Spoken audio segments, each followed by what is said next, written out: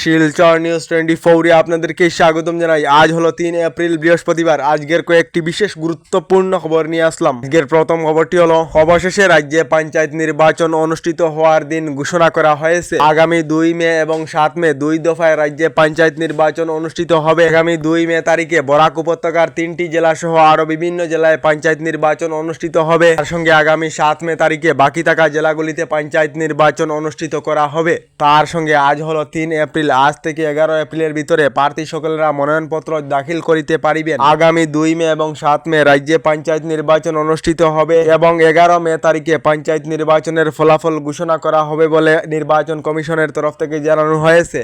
এদিকে এবারের পঞ্চায়েত নির্বাচনের জন্য রাজ্য সরকার থেকে নতুন কিছু নিয়ম লাগু করা হয়েছে, যার ফলে এবার কোনো পার্টির তরফ থেকে প্রার্থিত্ব দেওয়া হবে না। অর্থাৎ কংগ্রেস, বিজেপি তথা যে কোনো রাজনৈতিক দলের তরফ থেকে পঞ্চায়েত নির্বাচনের জন্য প্রার্থিত্ব দেওয়া হবে না। সকল প্রার্থী নির্দলীয়ভাবে পঞ্চায়েত নির্বাচনেতে প্রতিদ্বন্দ্বিতা করিতে হবে। তার সঙ্গে যে সকল লোকেরা মনোনয়নপত্র দাখিল করিবেন, মনোনয়নপত্র দাখিল করিতে হলে ভিডিওর স্ক্রিনে দেওয়া ডকুমেন্টসগুলি তাকিতে হবে বলে জানানো হয়েছে।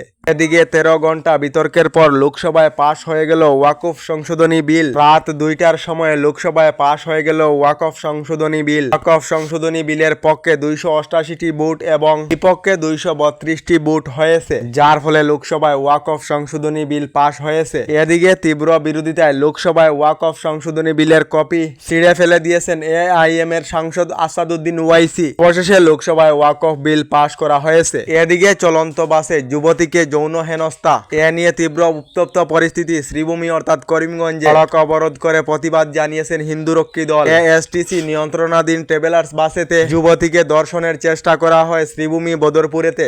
জানা গেছে গুলামারার এক যুবতী নিজের ইনকাম সার্টিফিকেট সংগ্রহ করতে বদরপুর সার্কেল অফিসেতে গিয়েছিলেন। সেখান থেকে ফিরে আসার সময় এএসটিসি নিয়ন্ত্রণাধীন একটি ট্রাভেলার্স বাসে উঠেন। সেই ট্রাভেলার্স বাসেতে 2 থেকে 3 জন যাত্রী ছিলেন। ট্রাভেলার্সের দরজা বন্ধ করে যুবতীকে এই সকলেরা যৌন হেনস্থা করেন। অবশেষে এই লজ্জাজনক কাণ্ডে 2 লম্পটকে শ্রীভূমি পুলিশ গ্রেফতার করেছে। এদিকে ড্রাইভিং লাইসেন্স নিয়ে মুখ্যমন্ত্রী ডক্টর হিমন্ত বিশ্ব শর্মার বড় ঘোষণা। এবার থেকে অনলাইনের মাধ্যমে ড্রাইভিং লাইসেন্সের জন্য আবেদন করিতে পারিবেন না। কোনো ডিটিও অফিসার ড্রাইভিং লাইসেন্স প্রদান করিতে পারিবে না। আর থেকে ড্রাইভিং লাইসেন্স ড্রাইভিং স্কুলের মাধ্যমে প্রদান করা হবে। ড্রাইভিং লাইসেন্স লাভ করিতে হলে ড্রাইভিং স্কুলেতে গিয়ে আবেদন করিতে হবে বলে সরকার থেকে জানানো হয়েছে। এদিকে অরুণোদয় আঁচনি নিয়ে রাজ্যের মুখ্যমন্ত্রী ডক্টর হিমন্ত বিশ্ব শর্মার বড় ঘোষণা। অরুণোদয় আঁচনিতে প্রতি মাসে 1250 টাকার পরিবর্তে মহিলাদেরকে প্রতি মাসে 2000 টাকা করে দেওয়ার ইঙ্গিত রাজ্যের মুখ্যমন্ত্রী ডক্টর হিমন্ত বিশ্ব শর্মার।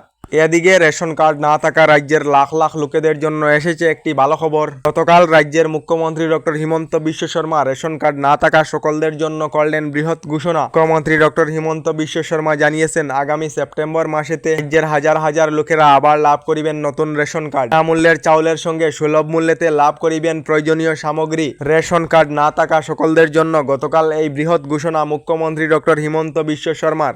এদিকে মায়ানমারেতে ভয়াবহ ভূমিকম্পের ফলে এখন পর্যন্ত প্রায় 2000 লোকেদের মৃত্যু হয়েছে। এখনো পর্যন্ত অনেক লোক সন্ধানহীন রয়েছেন বলে খবর এসেছে।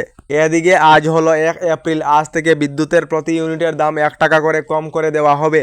120 ইউনিট থেকে কম বিদ্যুৎ ব্যবহার করা গ্রাহকদের প্রতি ইউনিটে 1 টাকা করে কমানো হবে বলে জানানো হয়েছে। এদিকে রাজ্যের লাখ লাখ লোকেদের জন্য এসেছে একটি ভালো খবর। কারিগর লাভ না করা সকলদের জন্য বৃহৎ ঘোষণা করা হয়েছে। মন্ত্রী ডক্টর হিমন্ত বিশ্ব শর্মা জানিয়েছেন, আগামী 1 এপ্রিলেতে রাজ্যের 3,80,000 লোকেদেরকে আবার সরকারি ঘর দেওয়া হবে। 1 এপ্রিল তারিখে আবার রাজ্যের 3,80,000 লোকেদের অ্যাকাউন্টেতে ঢুকবে টাকা। আপনারা সরকারি ঘর লাভ করেছিলেন নাকি কমেন্টে নিশ্চয়ই জানাবেন। আমাদের ডেইলি খবরগুলি ভালো লাগলে আমাদের ভিডিওতে লাইক দিয়ে চ্যানেলটিকে সাবস্ক্রাইব করে নেবেন।